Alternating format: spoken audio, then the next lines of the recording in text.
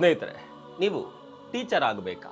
Teaching ಫೀಲ್ಡ್ನಲ್ಲಿ school ಮಕ್ಕಳ ಥರ ಬೆಳಗ್ಗೆ 9 ಗಂಟೆಗೆ ಸ್ಕೂಲ್ ಕಾಲೇಜ್ಗೆ ಹೋಗ್ಬೋದು. ದಿನಕ್ಕೆ 4-5 ಗಂಟೆ ಕ್ಲಾಸ್ ಇರುತ್ತೆ. ಸಂಜೆ 4 ಗಂಟೆಗೆ ಮನೆಗೆ ವಾಪಸ್ ಬರಬಹುದು. ವರ್ಷದಲ್ಲಿ 2 ತಿಂಗಳು ರಜೆ ಸಿಗುತ್ತೆ.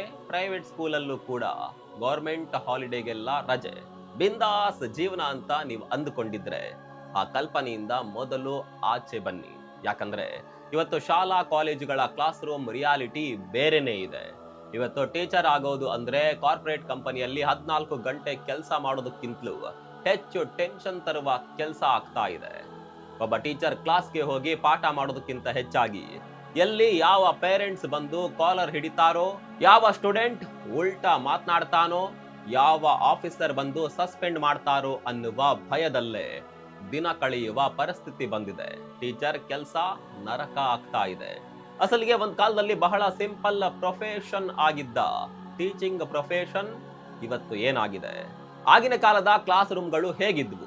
ಈಗಿನ ಕ್ಲಾಸ್ ರೂಮ್ಗಳು ಹೇಗೆ ಬದಲಾಗಿವೆ? ಟೀಚಿಂಗ್ ಫೀಲ್ಡ್ಗೆ ಹೋಗಬೇಕು ಅಂತ ಆಸೆ ಇಟ್ಕೊಂಡಿರೋ ಪ್ರತಿಯೊಬ್ಬರು ತಿಳಿದುಕೊಳ್ಳಲೇಬೇಕಾದ ಹಾರ್ಡ್ ರಿಯಾಲಿಟಿಗಳನ್ನ ಇವತ್ತಿನ ಈ ವಿಡಿಯೋದಲ್ಲಿ ಕಂಪ್ಲೀಟ್ ಆಗಿ ಹೇಳ್ತಾ ಹೋಗ್ತೀವಿ. ಸ್ನೇಹಿತರೆ ನಮಸ್ಕಾರ. ಚರಿತ್ರೆಯ ಮತ್ತೊಂದು ವಿಡಿಯೋಗೆ ನಿಮಗೆಲ್ಲ ಪ್ರೀತಿಯ ಸ್ವಾಗತ.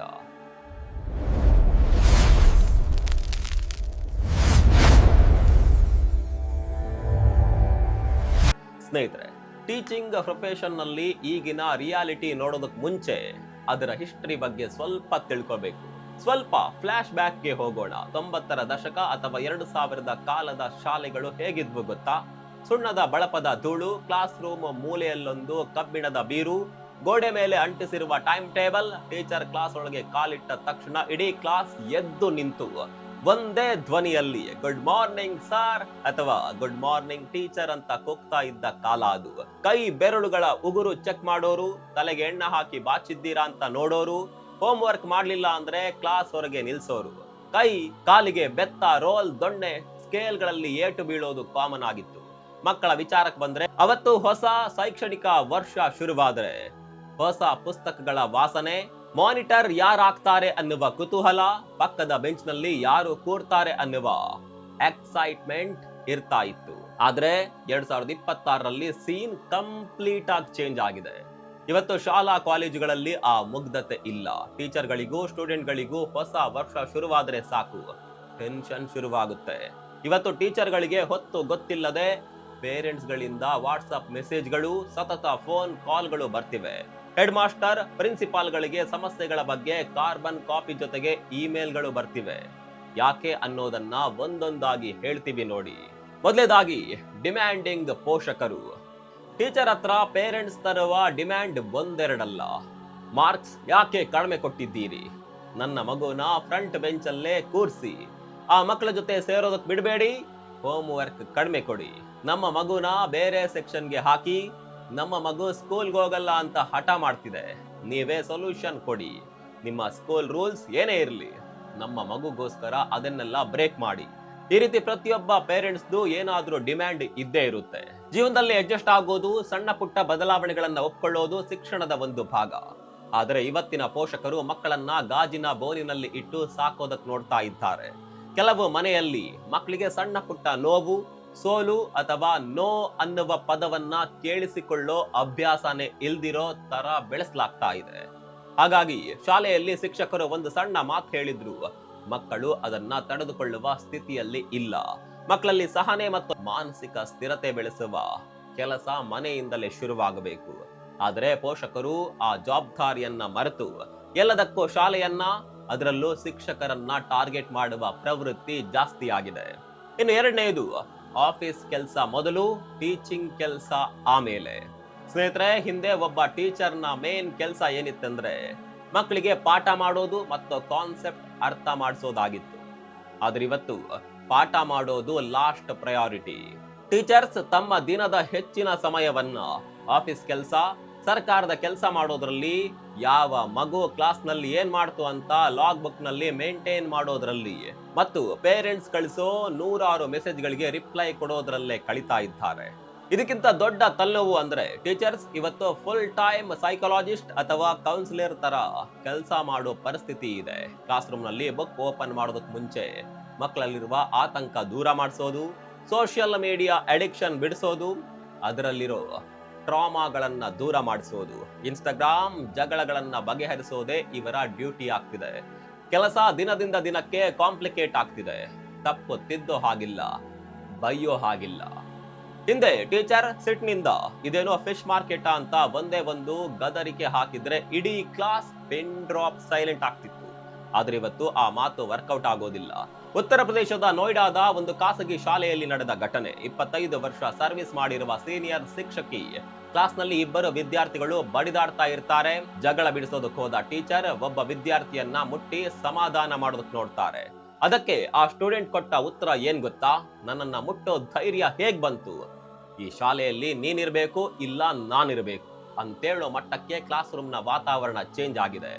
ಆಮೇಲೆ ಗೊತ್ತಾಗಿದ್ದೇನೆಂದ್ರೆ ಆ ಇಬ್ಬರ ವಿದ್ಯಾರ್ಥಿಗಳ ಗಲಾಟೆ ಶುರುವಾಗಿದ್ದು ಇನ್ಸ್ಟಾಗ್ರಾಮ್ ಗ್ರೂಪ್ ಚಾಟ್ ನಲ್ಲಿ. ಅದು ಶಾಲೆಗೆ ಬಂದು ಕೈ ಮಿಲಾಯಿಸುವ ಮಟ್ಟಕ್ಕೆ ಹೋಗಿದೆ. ಇದಾದ್ಮೇಲೆ parents meeting, official documentation, explanation ಲೆಟರ್ಗಳು ಇದನ್ನೆಲ್ಲ ಮುಗಿಸೋ ಹೊತ್ತಿಗೆ ಟೀಚರ್ಗಳಿಗೆ ಕೆಲಸನೇ ಬೇಡ ಅನ್ಸಿರುತ್ತೆ. ಈ ರೀತಿಯ ಘಟನೆಗಳಿಂದ ಇವತ್ತು ಟೀಚರ್ಸ್ ಒಂದು ಸಣ್ಣ ತಪ್ಪು ತಿದ್ದಕ್ಕೂ 100 ಬಾರಿ ಯೋಚನೆ ಮಾಡುವ ಪರಿಸ್ಥಿತಿ ಇದೆ. ರೂಲ್ಸ್ಗಳು ಅವರ ಕೈ ಕಟ್ಟಿ ಹಾಕಿವೆ. ಸಣ್ಣ ವಿಚಾರಗಳು ಎಲ್ಲಿ ದೊಡ್ಡ ಸಮಸ್ಯೆಯಾಗಿ ಸ್ಫೋಟಗೊಳ್ಳುತ್ತೋ ಅನ್ನುವ ಭಯದಲ್ಲೇ ಶಾಲೆಗೆ ಹೋಗ್ತಿದ್ದಾರೆ. ಶಿಕ್ಷಕರ ಖಾಸಗಿ ಜೀವನ, ಮಾನಸಿಕ ನೆಮ್ಮದಿ ಹಾಳು.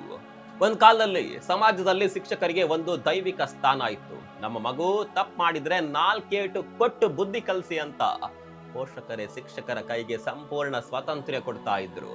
ಹಾಗಂತ ಆ ಹಳೆಯ ಸಿಸ್ಟಮ್ ಪೂರ್ತಿ ಸರಿ ಇತ್ತು ಅಂತ ನಾವು ಹೇಳ್ತಾ ಇಲ್ಲ. ಅವತ್ತಿನ ಕಾಲದಲ್ಲಿ ಕೆಲವು ಶಿಕ್ಷಕರ ಅತಿಯಾದ ದಂಡನೆ, ಅವಮಾನಗಳು ಇವತ್ತಿಗೂ ಕೆಲವರ ಮನಸ್ಸಿನಲ್ಲಿ ಕಹಿ ನೆನಪಾಗಿ ಉಳಿದಿರೋದು ಸುಳ್ಳಲ್ಲ. ಹಾಗಾಗಿ ಇವತ್ತಿನ ಪೋಷಕರು ಮಕ್ಕಳ ಮಾನಸಿಕ ಆರೋಗ್ಯದ ಬಗ್ಗೆ ಹೆಚ್ಚು ಕೇರ್ಫುಲ್ ಆಗಿರ್ತಾರೆ. ಶಿಕ್ಷಕರನ್ನ ಪ್ರಶ್ನೆ ಮಾಡ್ತಿದ್ದಾರೆ. ಇದು ಸ್ವಾಗತಾರ್ಹ ಬೆಳವಣಿಗೆನೆ. ಆದ್ರೆ ಈ ಕಾಳಜಿ ಇವತ್ತು ಇನ್ನೊಂದು ತುದಿಗೆ ಹೋಗಿ ನಿಂತಿದೆ. ಇವತ್ತಿನ ಪ್ರೈವೇಟ್ ಶಾಲೆಗಳಲ್ಲಿ ಲಕ್ಷ ಫೀಸ್ ಕಟ್ಟುವ ಪೇರೆಂಟ್ಸ್ ಶಿಕ್ಷಕರನ್ನ ಸರ್ವಿಸ್ ಪ್ರೊವೈಡರ್ ತರ ನೋಡ್ತಿದ್ದಾರೆ. ನನ್ನ ಮಗು ಕ್ಲಾಸ್ ನಲ್ಲಿ ಸಪ್ಪಗಿದ್ರು ಟೀಚರ್ ತಕ್ಷಣ ನನಗೆ ಅಪ್ಡೇಟ್ ಮಾಡಬೇಕು, ಮಗುವಿನ ಪ್ರತಿಯೊಂದು ಮೂಮೆಂಟ್ ಟೀಚರ್ಗೆ ಗೊತ್ತಿರಬೇಕು ಅಂತ ಎಕ್ಸ್ಪೆಕ್ಟ್ ಮಾಡ್ತಾ ಇದ್ದಾರೆ. ಪೋಷಕರ ಅತಿಯಾದ ಇನ್ವಾಲ್ವ್ಮೆಂಟ್ ಶಿಕ್ಷಕರ ಪರ್ಸನಲ್ ಲೈಫ್ ಅನ್ನೇ ಕಿತ್ಕೊಂಡಿದೆ. ಟೆಕ್ನಾಲಜಿ ಬಂದ ಮೇಲೆ ಟೀಚರ್ಸ್ 24 ಗಂಟೆಯೂ ಕೆಲಸ ಮಾಡುವ ಜೀತದಾಳುಗಳ ತರ ಆಗಿದ್ದಾರೆ. ಶಾಲೆಯ ಸಮಯ ಮುಗಿದ ಮೇಲೂ ಪೇರೆಂಟ್ಸ್ ಮೆಸೇಜ್ಗಳಿಗೆ ತಕ್ಷಣವೇ ರಿಪ್ಲೈ ಮಾಡಬೇಕು ಅನ್ನುವ ಪ್ರೆಷರ್ ಶಿಕ್ಷಕರ ಮಾನಸಿಕ ನೆಮ್ಮದಿಯನ್ನ ಹಾಳು ಮಾಡ್ತಾ ಇದೆ. ಕೋವಿಡ್ ನಂತರ ಶಾಲೆಗಳು ಚೇಂಜ್. ಸ್ನೇಹಿತರೆ, ಕೊರೋನಾ ನಂತರ ಕ್ಲಾಸ್ ರೂಮ್ ವಾತಾವರಣ ಕಂಪ್ಲೀಟ್ ಆಗಿ ಚೇಂಜ್ ಆಗಿದೆ. ಯಾಕಂದ್ರೆ ಕೋವಿಡ್ ಟೈಮ್ ನಲ್ಲಿ ಮಕ್ಕಳು 2-3 ವರ್ಷಗಳ ಕಾಲ ಮೊಬೈಲ್ ಸ್ಕ್ರೀನ್ ಮುಂದೆ ಕೂತು ಹೊರ ಪ್ರಪಂಚದ ನೈಜ ಸಂಪರ್ಕ ಕಳೆದುಕೊಂಡಿದ್ದಾರೆ. ಅದಿನ್ನು ಕಂಪ್ಲೀಟ್ ರಿಕವರ್ ಆಗಿಲ್ಲ. ಮಕ್ಕಳ ನಡವಳಿಕೆ, ಮಾತು ಕಂಪ್ಲೀಟ್ ಚೇಂಜ್ ಆಗಿದೆ. ವಿದ್ಯಾರ್ಥಿಗಳು ಶಿಕ್ಷಕರ ಜೊತೆ ಮಾತನಾಡೋ ರೀತಿ, ಅವರ ಬಾಡಿ ಲ್ಯಾಂಗ್ವೇಜ್ ತುಂಬಾ ಬದಲಾಗಿದೆ. ಒಟ್ಟಾರೆಯಾಗಿ ಸ್ನೇಹಿತರೆ, ಇವತ್ತು ಒಬ್ಬ ಟೀಚರ್ ಆಗ್ಬೇಕಂದ್ರೆ ಬರೀ ಸಬ್ಜೆಕ್ಟ್ ನಾಲೆಡ್ಜ್ ಇದ್ರೆ ಸಾಕಾಗೋದಿಲ್ಲ. ಗಂಟೆಗಟ್ಲೆ ನಿಂತು ಪಾಠ ಮಾಡಿ ಕಾಲ್ನೋವು, ಬೆನ್ನೋವು, ಧ್ವನಿ ಪೆಟ್ಟಿಗೆ ಹಾಳಾಗುವ ಸಮಸ್ಯೆ ಒಂದ್ ಕಡೆ ಆದ್ರೆ, ಟೀಚರ್ ಆಗೋದಕ್ಕೆ ಹೈ ಎಮೋಷನಲ್ ಕೋಶಿಯಂಟ್ ಇರಬೇಕು. ಅಂದ್ರೆ ಮಕ್ಕಳ ಮಾನಸಿಕ ಸ್ಥಿತಿಯನ್ನ ಗ್ರಹಿಸಬೇಕು. ಸದಾ ಅಪ್ಡೇಟ್ ಆಗ್ತಿರುವ ಟೆಕ್ನಾಲಜಿ ಹ್ಯಾಂಡಲ್ ಮಾಡೋದನ್ನ ಕಲಿತಿರ್ಬೇಕು.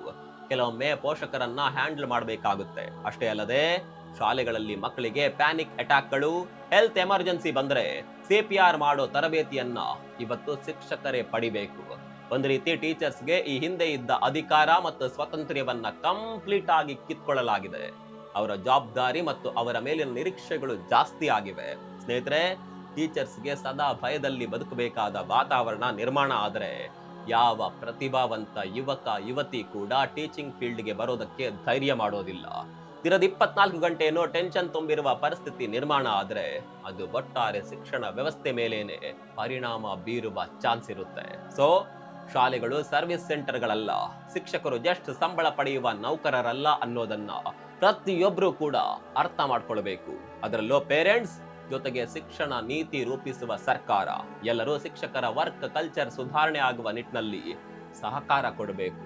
ಅವರ ಮೇಲಿನ ಅನಗತ್ಯ ಪೇಪರ್ ವರ್ಕ್ ಜವಾಬ್ದಾರಿ, ಮಕ್ಕಳನ್ನ ನಿರಂತರವಾಗಿ ಇವ್ಯಾಲ್ಯೂಯೇಟ್ ಮಾಡುವ ಜವಾಬ್ದಾರಿ, ಎಕ್ಸ್ಟ್ರಾ ಟಾಸ್ಕ್ ಗಳನ್ನ ಕೊಡೋದ್ರ ಬದಲಿಗೆ ಅವರ ಸ್ವಾತಂತ್ರ್ಯ ಮತ್ತು ಗೌರವವನ್ನ ವಾಪಸ್ ಕೊಟ್ಟು ಎಫೆಕ್ಟಿವ್ ಆಗಿ ಪಾಠ ಮಾಡೋದಕ್ಕೆ ಅವಕಾಶ ಮಾಡಿಕೊಡಬೇಕು ಅನ್ನೋದು ನಮ್ಮ ಅಭಿಪ್ರಾಯ. ಇದರ ಬಗ್ಗೆ ನಿಮ್ಗೇನ್ ಅನ್ಸುತ್ತೆ? ನೀವು ಕೂಡ ಟೀಚರ್ಸ್ ಆಗಿದ್ರೆ ನೀವು ಫೇಸ್ ಮಾಡ್ತಿರುವ ಸಮಸ್ಯೆಗಳನ್ನ ಕಾಮೆಂಟ್ ಮಾಡಿ ತಿಳಿಸಿ. ಈ ವಿಡಿಯೋವನ್ನ ನಿಮ್ಮ ಸ್ನೇಹಿತರಿಗೂ ಕೂಡ ಶೇರ್ ಮಾಡಿ. ಮತ್ತೊಂದು ವಿಡಿಯೋದಲ್ಲಿ ಸಿಗೋಣ. ಅಲ್ಲಿವರೆಗೂ ನಮಸ್ಕಾರ.